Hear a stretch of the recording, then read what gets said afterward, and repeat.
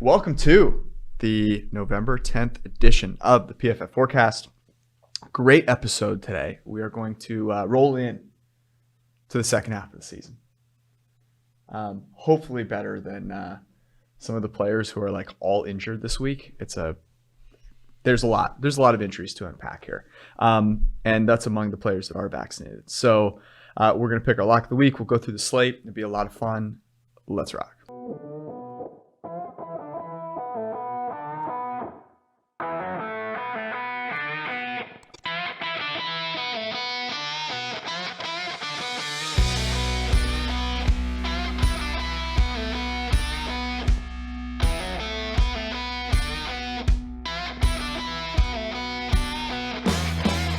All right. I was going to start by asking your takeaways of Aaron Rodgers, but there's like 50 things that I could ask you your takeaways of, because like there's obviously the Dalvin Cook disaster. That's been a complete nightmare from a reporting standpoint, from like everything going on. There's a ton of injuries. And then, Odell Beckham Jr. is holding like a lottery for his services. So I don't know. Just comment on whatever the hell you want to comment on. Yeah, this is a week where I think even more than last week, where uncertainty is probably going to reign, right? Like you saw, I talked about this on Chris's show yesterday, but it was like Denver plus 10 in Dallas. I don't think, and neither one of us talked about that game on the forecast, right? And, I think we even liked Buffalo minus 14. Now it closed minus 14.5. So like we were on the right side, I felt like.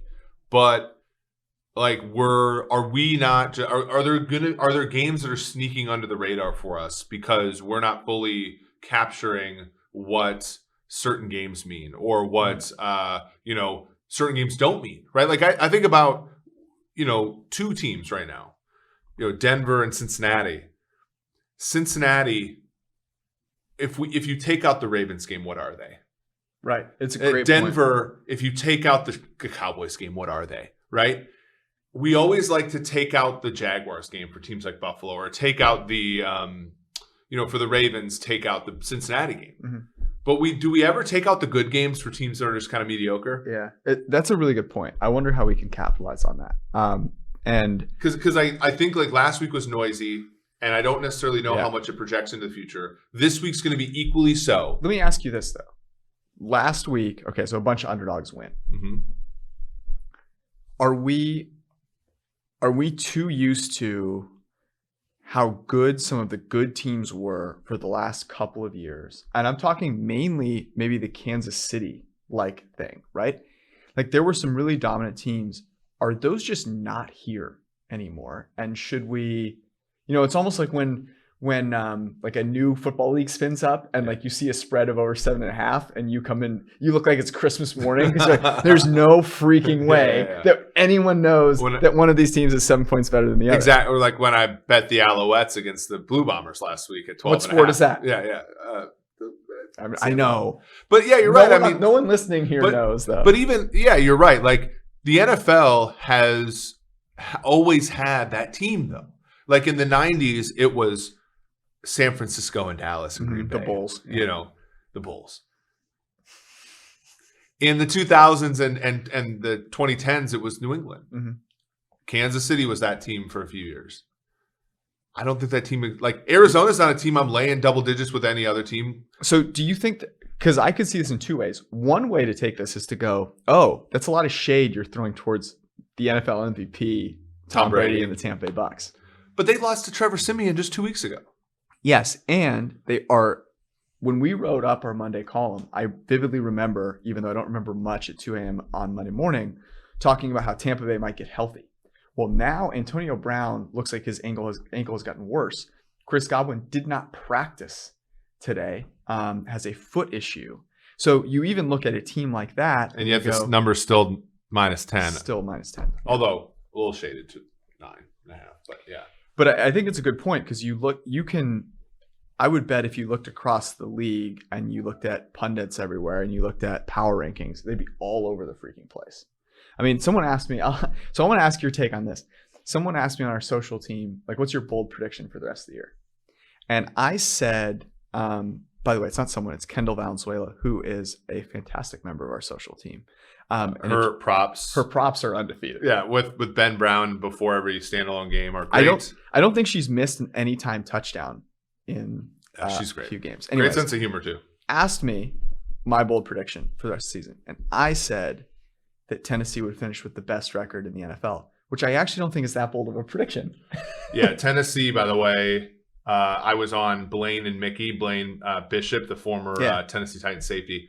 They were very surprised when I told them we give Tennessee as good of a chance of winning the Super Bowl as we give anybody else in the NFL. Yeah. Tennessee, second highest Super Bowl probability. Here's the reason. Tennessee has played the 5th hardest schedule to date. Mm-hmm. They've killed good teams.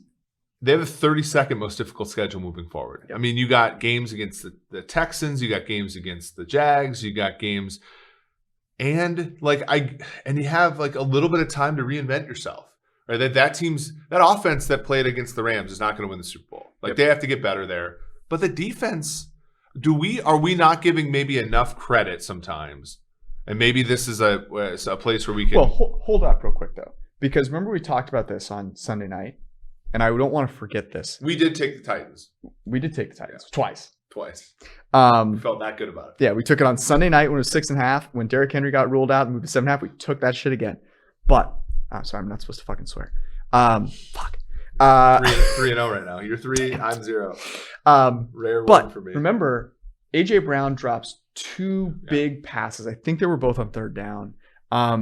That game can look a lot different. And the Rams are at home with a lot of good players on defense.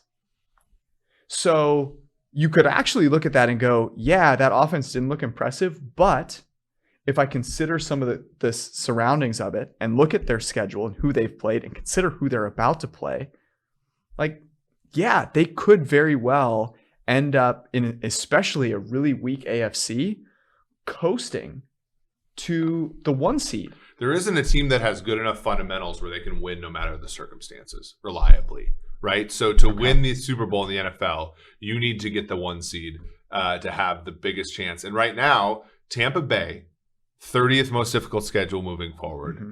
Tennessee, 32nd.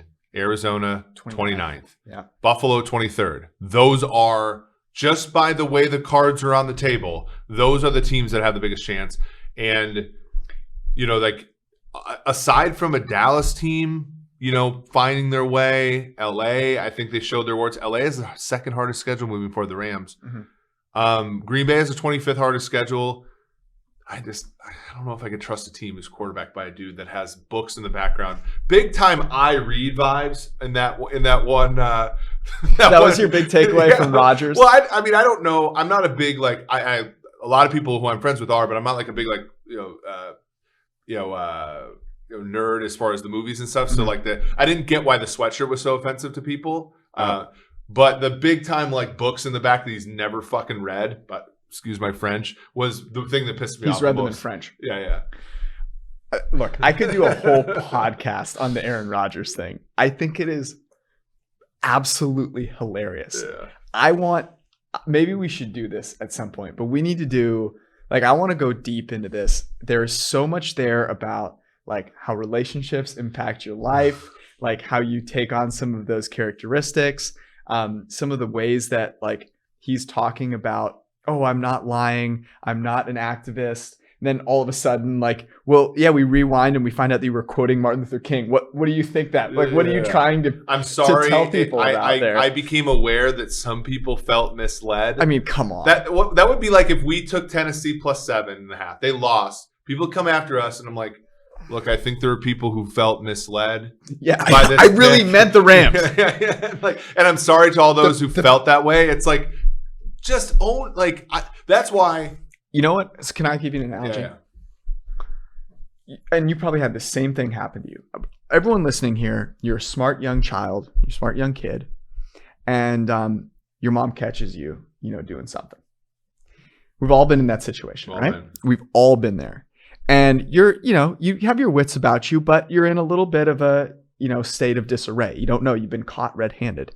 And so you try and talk intelligently and do all the things that you've done that have convinced your parents in the past that you're not a piece of shit and get out of it.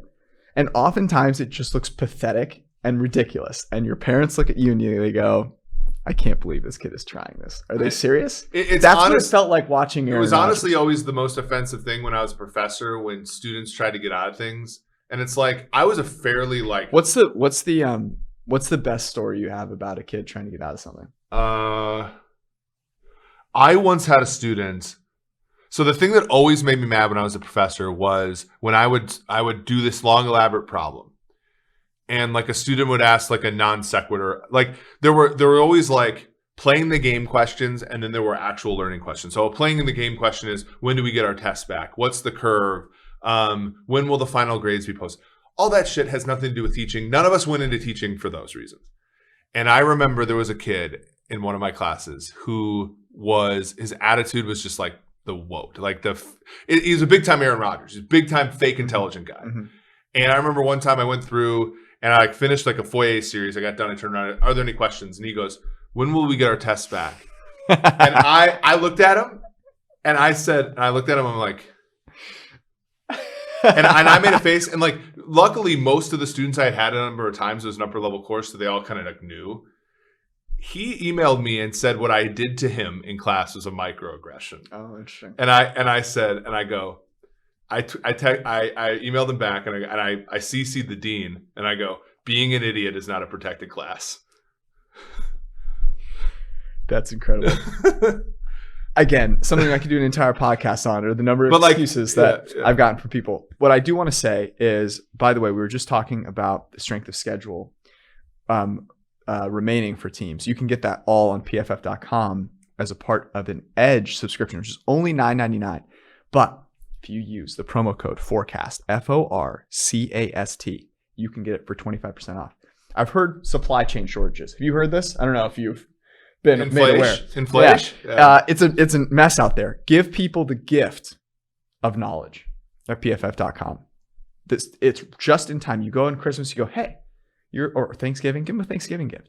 You're about to watch some football. I'm going to help you watch it more intelligently and prepare for the playoffs with a PFF subscription. Get all the betting dashboards, the player props tool. There's the new best bets tool, which aggregates all the best bets in one spot for you, plus all the premium content at PFF.com for 25% off with promo code FORCAST,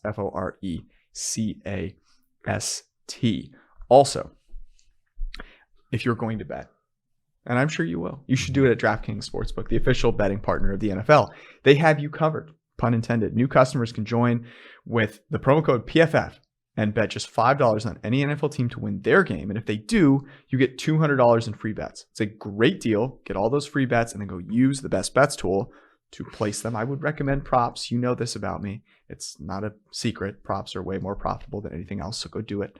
And then you get all that free cash that you spent just $5 on. Promo code is PFF. You must be 21 or older, New Jersey, Indiana, Pennsylvania only. New customers, the ones that are eligible. Minimum $5 deposit, $1 wager required. One per customer. Restrictions apply. See DraftKings.com/sportsbook for details. Gambling problem, call 1-800-GAMBLER or DM Eric on Twitter. I want to do a quick I had to sneak that in. I want to do a quick rapid fire round of questions before we jump into the slate. Odell Beckham Jr., does he make a difference for any of the teams he's considering? Is he's still considering Kansas City and the Green Chiefs, Bay? Green Bay, New England, and New Orleans. Makes a difference for all those teams except for New Orleans. Okay. Like in New Orleans, it's just long term, right? For New Orleans, it's more of building for the future. Like, but they don't have. Do they have enough room? Taysom Hill needs someone to throw the ball to. Does he make a difference for the Chiefs who can't scheme their way out of a paper bag? I agree. And can he play over Byron Jones? I have a mea culpa right now. Okay. So last Monday morning on the PFF forecast, I told my co-host George Chahrouri that I was not going to bet the Chiefs. You did. And I still stand by that. Good for you. But I was on VSiN last night and it was late. It was like 12 a.m., 12 p.m. or whatever. 12 a.m. And I was tired. And I did, because our product, PFF Greenline, likes the Chiefs this week. I don't know how I feel about it. And I stand by it. I do not like the Chiefs in any given game, but I do think that they will turn it around at some point. Oh, good. That's great. So you don't think the Chiefs can turn it around with Odell?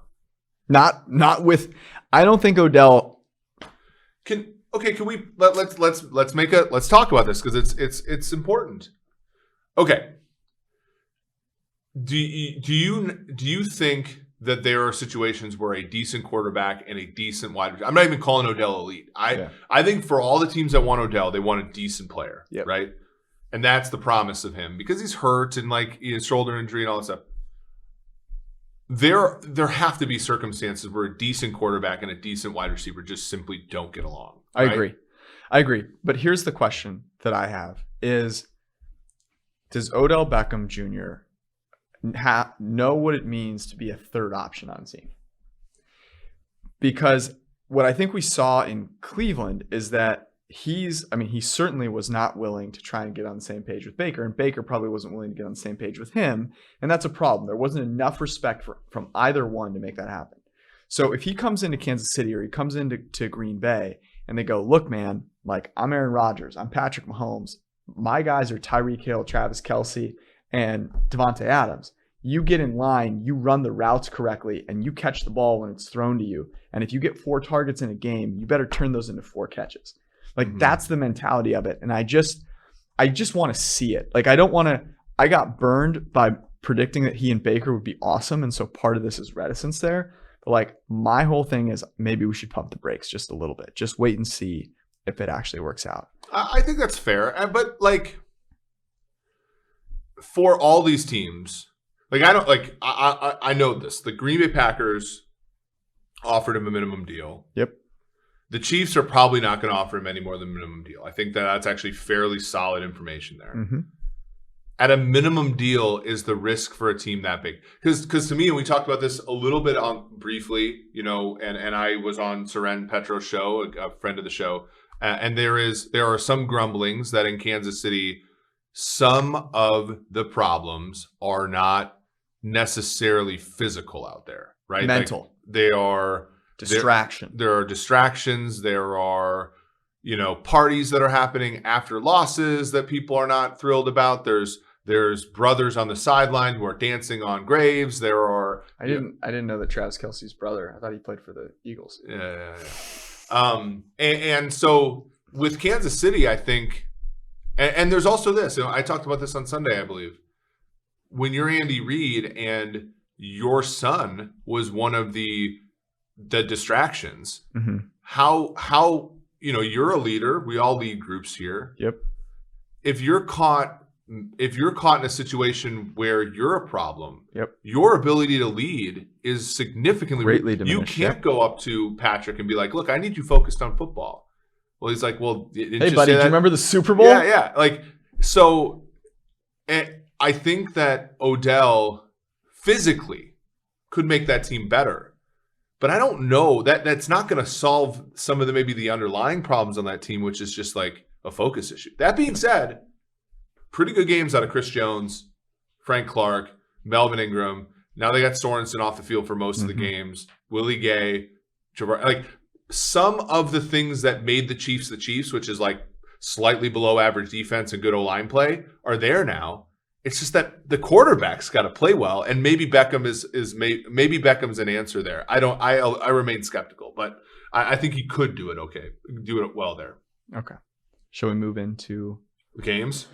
The games this week. I really enjoyed on Sunday night. We identified a bunch of awesome teaser opportunities. A lot of those are gone. A few. Oh, interesting. Yeah. So with that said, I think we do have our work cut out for us here. I'll start with this. I have one teaser leg that I still really, really like. And that is Cleveland teased from 1.5 out to 7.5. An underdog in New England against the Patriots. Mm-hmm. In a game that has a total of 45, that's come down from 45.5. In a game where you've got Mac Jones on one side and Baker Mayfield on the other. I think both teams are going to want to run the ball. Patriots also have super banged up running backs. And the Browns, mean, they're going to have Ernest Johnson running free, but like they're also, it's not as if they have, their normal bevy of weapons. So I like that. But my question to you is, what would you pair that with? Philadelphia plus 8.5 Okay. in Denver. That total on that game's 45. That's a Wong teaser right there. I do like that one quite a bit. What about a little Thursday night tease? Ooh. Could I interest you in a little Lamar Jackson winning by 1.5 points in Miami, his hometown, from Florida, and then pairing it with, look, you want to give me Philadelphia plus 8.5 in Denver? I'm there with it. You want to give me Baker Mayfield plus 7.5 in New England? I'm there with it. I'm not sure which one you feel better about, because here's what I'll say. A little bit of me worries about Baker versus Bill Belichick. Mm-hmm. I also think, even though the total's high, I think the Raiders getting 8.5 at home would entice me. Here's my issue with the Ravens one. Okay. They played 70 minutes on Sunday. Mm-hmm. Then they turn around and go on the road, play on Thursday. Mm-hmm. They're already banged up. Like, I think that there's a reason that number's not like 9.5. Yeah, I think it's got to be those things, right? Yeah. I guess what I would say... Do you think that they're just such a shoo-in to win that game that... Because they don't have to be, right? And in fact... So Tua's supposed to try and play in this game? Yeah. The Ravens... You know who is tied? Tua's throwing 2 interceptions in this game. I'm sorry. The Ravens are tied with Kansas City, giving up the most yards per play on defense. Really? Yes. Oh, I did not know that. That makes me feel good about Jalen Waddle. Yeah, and like Miami, like if you get good Tua, and like the other thing is like, what did Miami run? Miami runs this dumbass RPOs all freaking game, and like the Ravens, they've gone with Josh Bynes, who I think is a good linebacker, kind of like he's the running backs don't matter of linebackers kind of guy. So maybe they're disciplined, but like their secondary is getting shredded. And like they honestly only survived the Vikings game because the Vikings went full Vikings and just decided they're going to. So can I just give you one matchup that I'd like to point out? This harkens back to one of our first podcasts, actually, because we once so badly misjudged a matchup on the offensive and defensive line that it cost us a game in London. And the player that we did not identify correctly and his value actually played for the Ravens. Yeah. And that was Marshall Yanda. And the player that ate him alive was Calais Campbell. And Calais Campbell now plays for the Ravens. And Calais Campbell is going to be matched up against the fearsome duo of Robert Hunt and, wait for it, Jesse Davis. Oh, and by the way, their center, Austin Ryder, who you may be familiar with. He's, a nice guy. He's ranked 30th in PFF grade out of 40 Chiefs centers. Legend. There is not an offensive lineman on the Miami Dolphins starting lineup that ranks better than 50th, except for Austin Ryder, and that's only because there are only 40 centers that are eligible to be graded. Hometown for Lamar. Calais Campbell, 5th. Just has to win. Okay, let's PFF grade. Against, I don't like necessarily Cleveland because I think the first Baker game out of, well, look, I've bet Cleveland already, like money line and all that. Like I've bet them. To me, I don't even think the value is in the teaser. It's the value is just betting them to win the game, right, and not tying it to anything else. To me, I think like the Philadelphia Denver game, where like this game is going to be close. That's where kind of the value is. Where I don't necessarily know if Philadelphia is going to win or cover 2.5, much like last week they did not cover against LA, even though they basically played LA down to the wire. 45 is the total there, which is let's leave that for consideration. Okay. Those are kind of a couple places that I'm at for a lock of the week. 7-2, by the way. 7-2. Okay, here's one I like. I like some dirty dog, aren't you? No, no. I like New Orleans at Tennessee under 44.5. Oh. Talk to me about this. Well, because I hate unders. The Titans defense is good where New Orleans is good. and they're sketchy where New Orleans is bottom of the barrel, which is at wide receiver.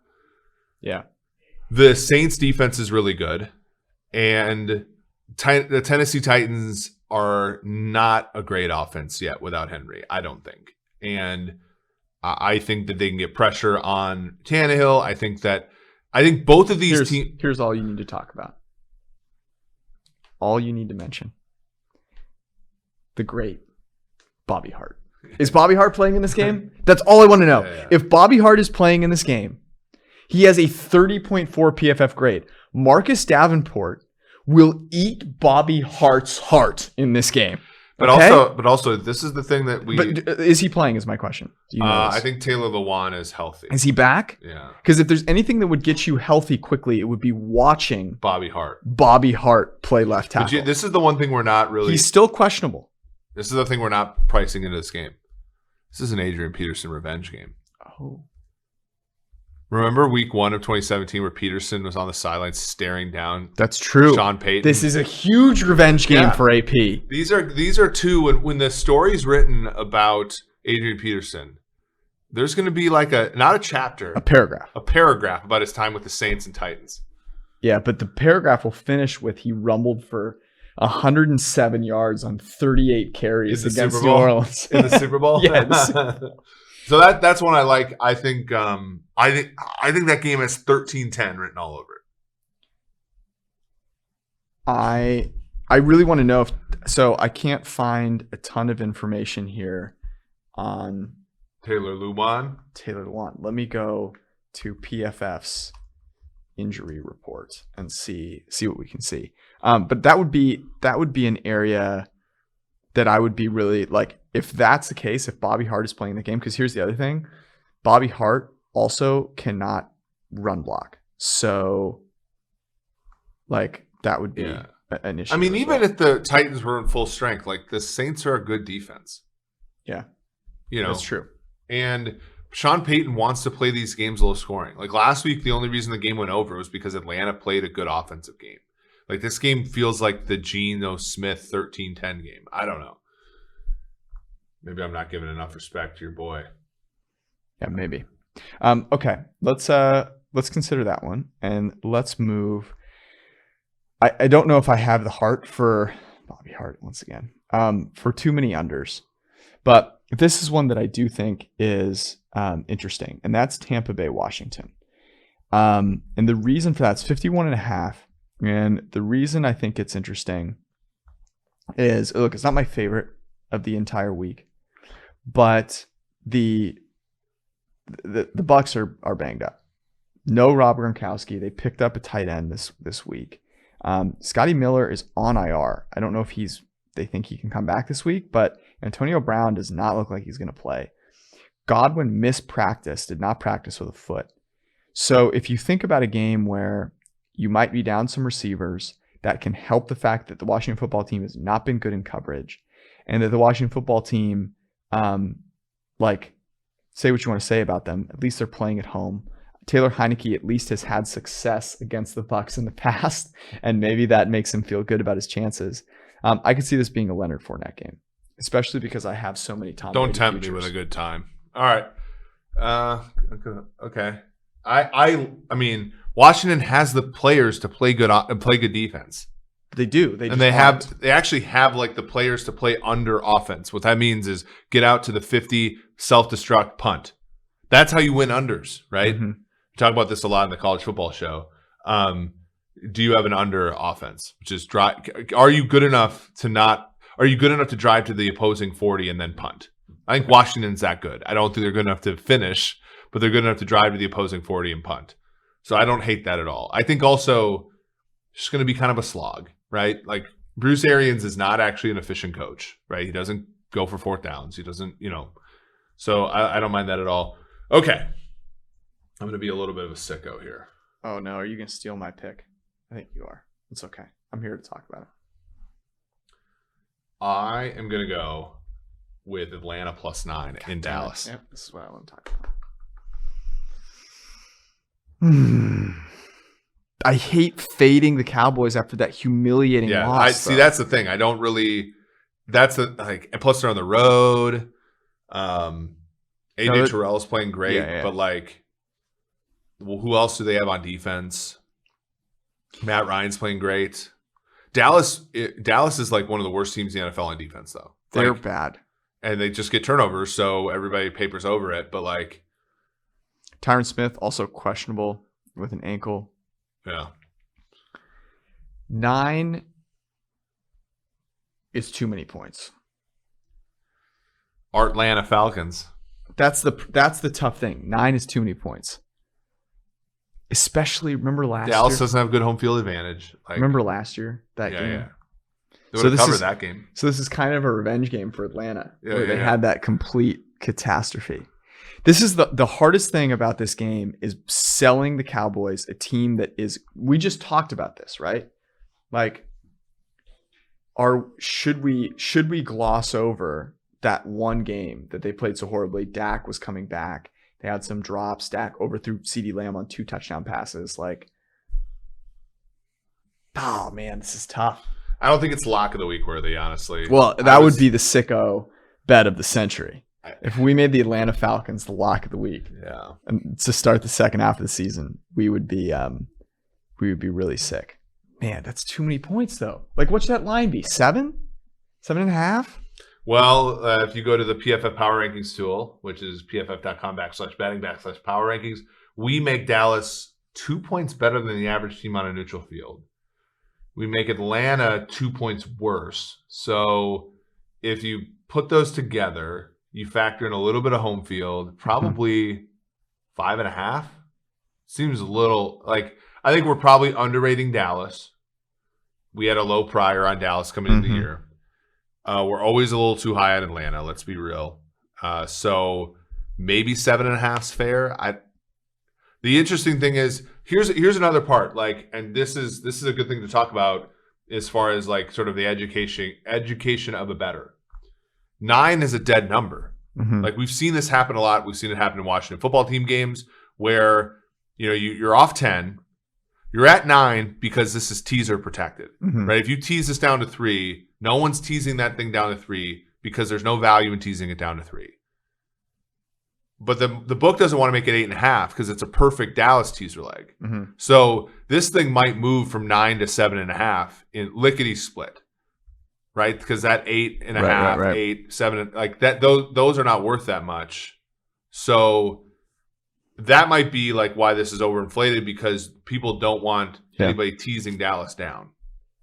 Which then you're getting the 8. The 8's not a non-important number, so that's a consideration. Okay. Before we move on, I want to tell you guys about Fantrax. Our friends at Fantrax, the best place to host any of your fantasy leagues. It's free. The free Fantasy Football League Manager is the most customizable, easy to use, and feature-rich platform on the industry, period. And PFF is playing all our leagues on Fantrax this season, and we're going to do it next season too. I don't see any reason why not. It's been awesome. You can customize it in any way you possibly want. Hockey, basketball, all the sports are there as well. Go to fantrax.com/PFF to be eligible to win a signed jersey when you register your league at Fantrax. And we are proud to be presented by Western and Southern Financial. Whether you're looking for football success or financial savvy, the right questions help you set the stage for a winning strategy. And Western and Southern is teaming up with our friend and our boss, Cris Collinsworth, to share insights on both. So here's what you can do. You can go ask a question of Cris. It can be about financial strategy. You can ask him about Sunday Night Football. You can ask him about anything you want. Ask him about his golf game. Ask him the last time he broke 80 was. I don't know. I'm just curious. Ask him about a draft day story. He's got some good ones. Or anything about how to prepare yourself to be financially solvent deep into your life. Take those winnings and make some good with them. And when you go ask Cris a question at westernsouthern.com/askCris, that's westernsouthern.com/askCris, you have a chance to hear your question answered on his podcast and on the Western and Southern Instagram account. And here's the thing. You'll also be entered to win a chance at a catered. You'll be entered for a chance to win a catered party to February's big game. So all that stuff, and all you've got to do is go ask Cris a question at westernsouthern.com/askCris. Okay. I have just a couple more that I want to run by you because I think they're worth betting, and they're probably worth some consideration. By the way, you mentioned New Orleans Saints, Tennessee Titans. Alvin Kamara did not practice. That would be a big loss. Yeah, I'm excited for that. That offense is not going to look good with Trevor Siemian and no Alvin Kamara. Like, that is bad. So under 44.5. What about the Minnesota Vikings, Los Angeles Chargers under 53? Both these teams like to play the game under. Now, I think the counterpoint to this would be it's going to be a close game. Both these teams just play wonky, crazy, close games. Both quarterbacks have close to a 90 PFF grade. Like, they're both playing really, really good football. Do you expect football. an overtime game to go under 53? It's kind of my question. You just think it's going to overtime? See, I think it would go to overtime if we could trust both kickers. But one of these kickers is going to have a really bad game. You just know that to be the case.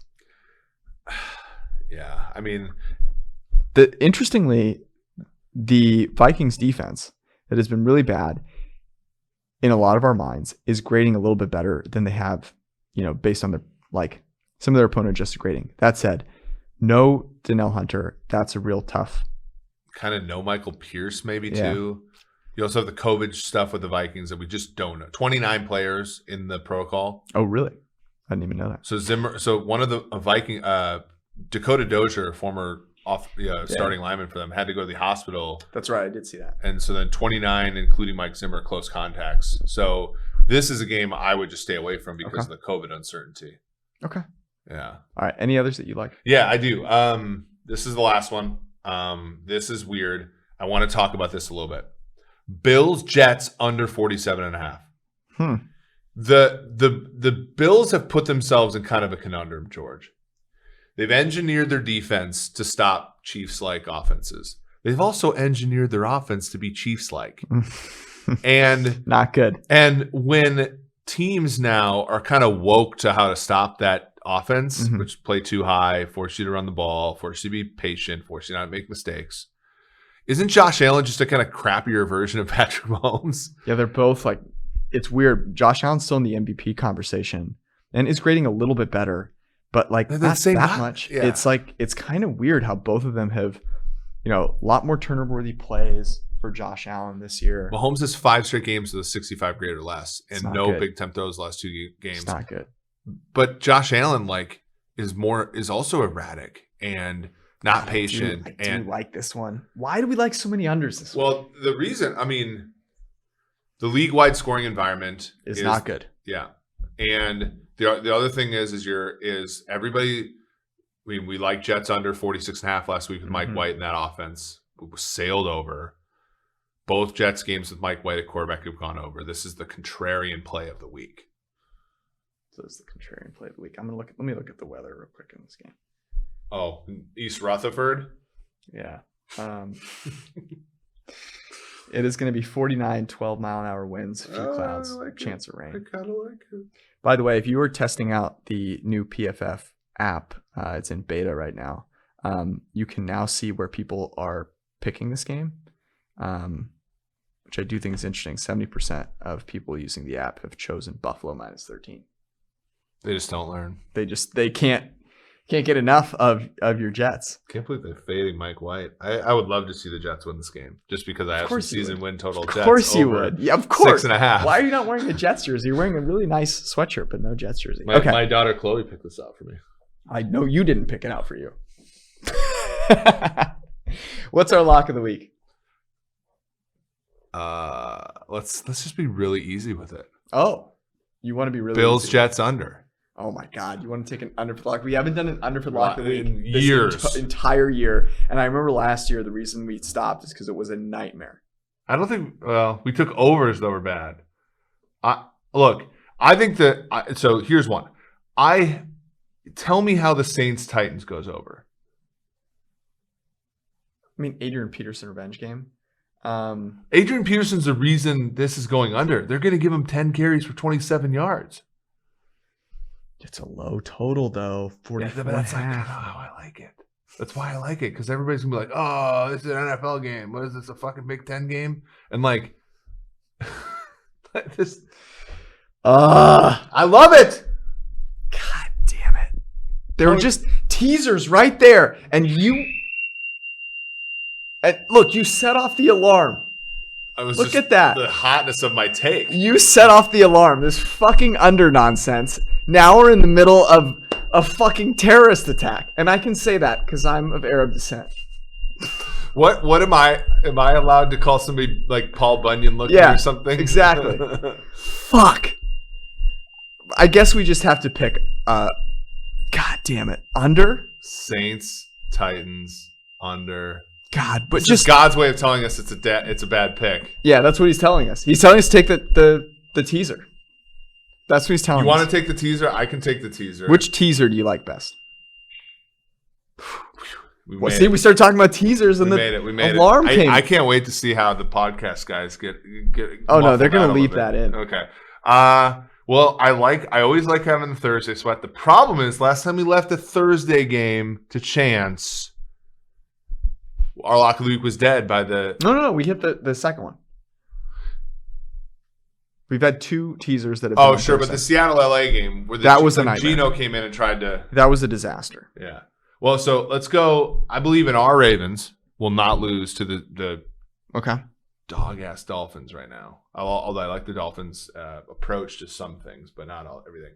Ravens, and then Brownies or the Eagles?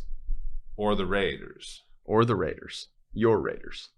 I think the Raiders are a bigger mess than the Chiefs in some ways, aren't they? There's a lot of mess going on in that game. Yeah. A lot of leverage. My article from PFF.com. Yeah. It's a good article. You should go check that out. Cleveland plus 7.5. I believe. Our Browns. By the way, just so you know, you should bet to sweat with us on the under in Tennessee, New Orleans. I like that one too. Let's do two. Two? We haven't done a 2 Fuck week, yeah. 2 in 1 week. We're going a double lock of the week. How lucky are we? I'm just so start of the second half of the season. Here it is. The lock of the week. There are two. May God be with it. Thanksgiving. The Ravens teased down to 1.5 point favorites in Miami on Thursday Night Football, with the Cleveland Browns in New England teased to a 7.5 point underdog. That is lock of the week number 1. And number 2, for those of you that don't like to work out but want to sweat anyways, the New Orleans Saints and the Tennessee Titans under 44.5 points. That was the podcast. We love you all. We will be back Monday morning after Sunday Night Football. Peace out.